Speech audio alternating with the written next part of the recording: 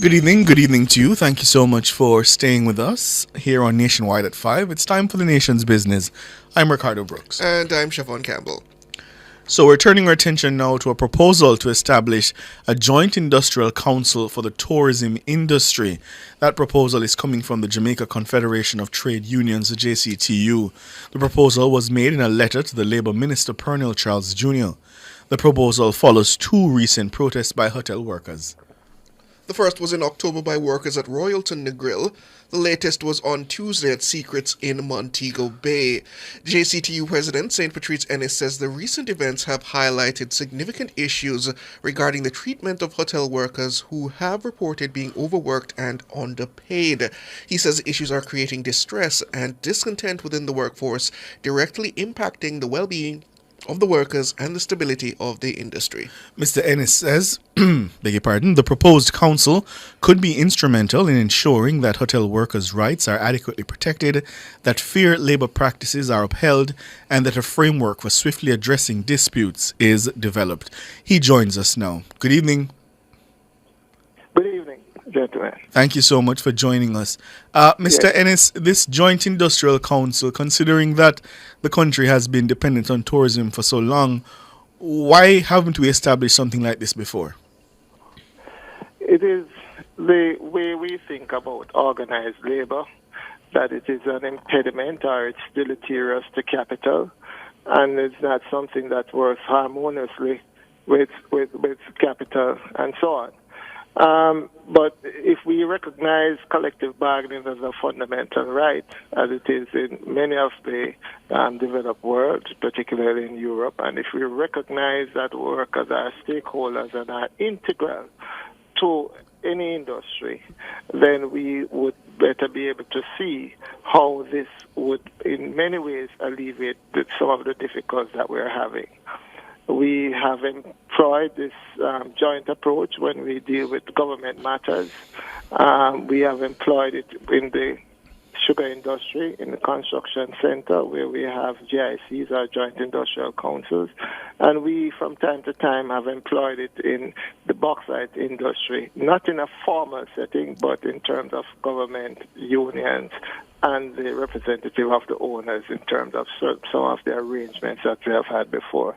But we haven't done so because of this anachronistic way of thinking about labor and of thinking about how deleterious we are to the accumulation of profits and so on, and not recognizing that it is something that is necessary in terms of having stability, and it will redound to the benefit of all the stakeholders. But Mr. Ennis, can you explain to our listeners how this would be different from the Industrial Disputes Tribunal, which has the overarching responsibility to mediate these kinds of matters? Sure. The Industrial Disputes Tribunal is there to resolve disputes. It's a resolve matter when they reach the stage when they become disputatious. What we're proposing is something that will prevent that sort of activity, where the workers are able to sit at the table, state exactly what their concerns are. The representative of management will be there, and that we take industrial strife or industrial action off the table, and we recognize each other's fears, and we do set the parameters within which we will operate, and that's what is done by the sides agreeing. And the government will be the steady hand there in terms of, maybe as I indicated in my letter, by way of the JTB or any other body that it so desires, to make sure that the parties act in true with respect to what we would agree upon, because the interest and the objective is that we, in order to have labor, we must have capital. We understand this significant import of the tourism sector being one of our, if not our major foreign exchange earner. We just can't do without at this time. So the long and short of it is that the Industrial Disputes Tribunal is to resolve disputes when they come to the fore. That means the action has already been taken, the grievances already has taken place, relations have soured, and there's no alternative but to resort to some form of action or come to some form of protestation. We are saying set up the mechanism where we can, avoid those things. And Mr. Ennis, what's some of the feedback you're Terrible. getting? That's fine. Are you okay? Yes. Yes. Sorry. What's some of the feedback you've gotten from hotel workers in terms of the challenges they're facing? Well, as reported, what has been happening is one, the fixed-term contracts, which makes their tenure or security of tenure very, unstable. They are unable to plan. They are unable to predict what is going to happen next year, the months, and so on. Make them also unafraid. Make them afraid to say exactly what is on their mind because of the sort of the insecurity of their jobs. Also, in addition to that, the working conditions, their work without payment for overtime, the rationing of meals, nobody or any professional body really to resolve their disputes, to really treat them with the respect that they believe they deserve, and indeed labor deserve. Those are the sort of conditions among many that the workers have complained of. And we know that it is much easier to have a representative body to speak on your behalf, and that more than when a worker who is going to line up against capital to speak freely in that regard. And that's an interesting point, Mr. Ennis. Is it that the workers in the tourism industries lack a union? In large part, that is the question. But what we're advocating is not just a union, because what we don't want is unions or this company advocating that it is paying better than this one over here, and the competition, and the unions competing with each other, workers competing. What we want is some stability. We want some harmonization in what are standard practices that each of the party can observe and say this is fair and equitable. And we don't want this sort of chaotic arrangement. So the industry, all the players, they set the parameter. What is standard? What is it that they can live with? I mean, it may not be agree on, not everybody can agree 100% with what is there, but you will have compromises on all sides. And instead of having this kind of competition, what we will do, we will have the parties sit down and set the parameters, and that will make it a little bit different from an individual union here, an individual union there, and that sort of thing. I hear you, Mr. Ennis, but the reason why I asked why do these workers have a union, because even in a situation like that, without the power of collective bargaining at their backs, these workers tend to have very little push when you're putting them up against the hoteliers, even when they have the backing of, say, the government also sitting in the room. Well, that is true. And that is why you need a collective body with respect to organized labor, because, as you quite correctly state, it is really difficult for one individual to be trying to position himself as a bargaining agent for his own contract of employment. And that is why we have to do it on a collective basis. And it would be even stronger if we organize on an industry-wide basis. And so that is where they get the real legitimacy from. In terms of it would be an industry-wide basis, it would be that we would be setting reasonable standard for the industry, for all the workers and the owners and government, and so that there is predictability, there is stability, as we have done it in the construction sector through its JIC in establishing proper rates, proper working conditions, what is expected, and ways and means of resolving disputes or settling grievances before they reach a stage of industrial action or industrial strife. Go ahead. And I further would like to ask, what has been the input of the hoteliers and the owners of those businesses in terms of responding to such a request for industrial council? Well, we have not heard from them directly. I know there are some efforts. Some efforts underway, in the background to try and get some, to at least look at such a proposal. I don't know how amenable they are to it because I don't think many of them are aware of what that would represent. And so the usual fear in terms of organized labor coming to your sector, coming to your particular hotel is something that historically owners tend to stay away from. And that is why we have sought the intervention of the government in terms of putting a hand on the process, in terms of doing the necessary legwork, whether we require persons to be informed of what exactly we are speaking about. And so allay the fears and make persons see exactly the benefit in what we are recommending and where it has worked, and it's what the International Labour Organization has advocated in terms of what we can do for the industry. And have you had any feedback response from the government in terms of the proposal? No, we not yet. We just sent out our thing late, either this morning or late last night. Not yet, but we are still waiting. I know some efforts are on the way, and there's some talk going on. But I have not yet to receive a formal response.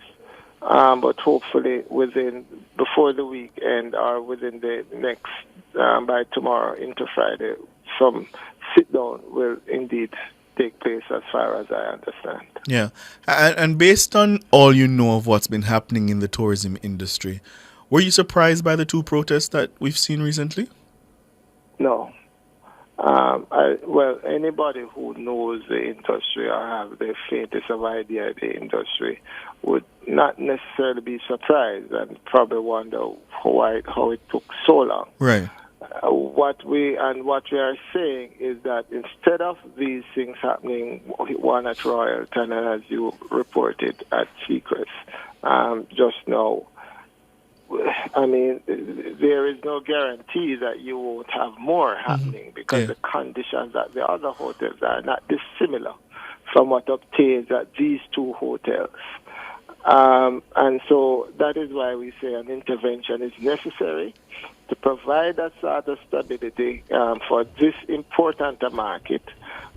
We know it is not doing as well as in the past. We know the PIOG has projected a decline, for an economic decline for the sector. And we are saying that given its importance, given the fact that travel advisories have been issued by both Canada and the United States, and that has affected travel to these entities, given the projection of the PIOJ and so on, we are saying that, look, and the potential for more of these industrial action taking place, and we know why they are taking place, and we know similar conditions exist, why not begin the process of engaging the parties and averting some of these very challenges, not because of the possible industrial action, but to do exactly what is right.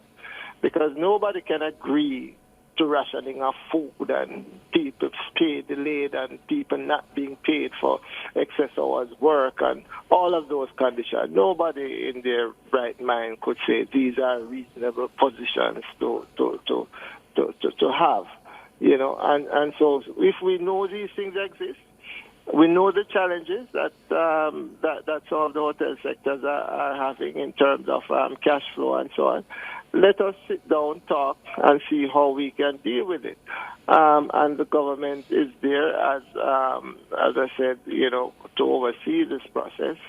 And I believe that is something that we need to do now, and the thing is impatient of any further delay. Mm-hmm. And as someone who actively, obviously believes in the importance of labor and the labor provided by Jamaicans in, across the various industries. What would you say this evening to tourism workers who may be having a hard time of it? I'm saying to tourism workers that they have been real heroes, especially those at Royalton and so on, to bring to the Jamaican public what many of us had long known, the conditions, and, to choose Heroes Day to bring those concerns to the Jamaican public. I think we in the movement really respect their efforts, and we understand what they are complaining about. What we say to them is that continue to struggle, continue to have hope, and we believe that in the long run, what they are asking for will come will come to fruition, because we do not believe that the requests that they have made thus far are unreasonable. We say to the government that its effort in terms of the stopgap measure to when the problem presents itself, to go in and try to mitigate or to somehow assuage these concerns is not a long-term solution. What we have proposed is a long-term solution that is tenable, and we believe that they should look at it favorably and engage us in this regard with the owners of the hotel. But certainly, Mr. Ennis, you can sense that there might be a bit of pushback on the part of the hoteliers and a bit of hesitance on the part of the government in terms of essentially rocking the tourism boat that the economy responds on. Do you not sense that possibility? You tell me why. Because they've gotten comfortable operating in such a way to make their profits, and I don't know if the government is willing to poke the bear in the eye, so to speak. The government's first obligation is to its people, and we do not have the tourism sector just to make tourists feel good. We have the tourism sector to make sure that it also adds as a useful fillip to the improvement of the lives of Jamaicans and the country, the workers, and by extension the country at large. It is not there to make the foreigners or just the visitors have a good time, or else nobody will take it seriously. It must redound to the benefit of the country, and the main objective of any government is to look after its people. And if its people are crying out, it must listen. And we believe they are crying out, and they couldn't make it any clearer. And to ignore it is at their peril. Also, not just to the government, but also to the owners, because these people have to interact, have to interface with the visitors. Now, you want people, this is a service industry. Do you want where people have to have good customer relations, have to interface with the visitors daily? What sort of mood, what sort of reaction you want these people to have if they are so disgruntled and unhappy? That is not a good business practice. That is not sustainable. When we train them and so on, we need to retain them. We need to retain good workers. We need to retain people who we have invested in, to make sure that the product that we are offering is of the highest standard. What we are suggesting is ways and means how we can maintain that. That is just a sensible way to approach it. We need to look at why is it, despite some of the challenges and the hurricane, we are not performing the way we are. Maybe it has something to do with how we treat our workers. So let us put everything on the table and look and examine, because they are important stakeholders in the sector, and we need to give them the respect and the regard that they deserve. St. Patrice Ennis, President of the Jamaica Confederation of Trade Unions. We know you have to leave us now. Thank you so much for your time. We really appreciate it. You're most welcome, my brother. Yeah, man. Have a good one. The eternal tug of war of labor and capital, and how the government is supposed to now intercede in the middle to address the balance when it goes awry. It's quite interesting to see. I agree the tourism industry has been too extractive, for our country for a very long period of time, and I would like to see how we can address that and still maintain the viability of our tourism product here in Jamaica. So it'll be yet to see in the coming days. Yeah, and I mean, some of the claims we're hearing from the workers who've been protesting, I mean, they're shameful. I think I heard from rationing of food. Right. I would still like to wrap my head around what that actually means. And the folks at Secrets, I think they were saying they're paid less than $2 per hour. Could that be true? I mean, some of the claims just seem outrageous and outlandish that you really wonder if some of it is true. As you said, rationing of food. What does that even mean? Do you get a ration for breakfast, another ration for lunch? Is that what that means? So it really requires, as you said, the right balance, to find the right balance. But again, as you rightly put the question to Mr. Ennis, will the government want to poke the big bear that is tourism in the eye? Yeah. Well, because we rely on it exactly, and I can see on the part of the owners that it's a seasonal business. So the ability to employ somebody all year round when you know there will be periods when you're well below capacity. Is that still true? I mean, yeah, obviously you have times when the capacity is higher, but is it still a seasonal business though, you think? I believe so. Oh, I mean, unless you're saying if you're not in the peak. Yes, you have your peak in the winter tourism season, and you have other off periods. In the off periods, that's when I think they should diversify their business and make available offerings to locals. At reduced prices, but then like I said, if we offer reduced prices, how are we supposed to maintain? As I said, it's quite the interesting tug of war, but I still believe that it is to the detriment of Jamaicans in terms of a very exploitative system, where we essentially bring down the foreigners who make all the money, and the people who are left here don't really earn much out of the industry.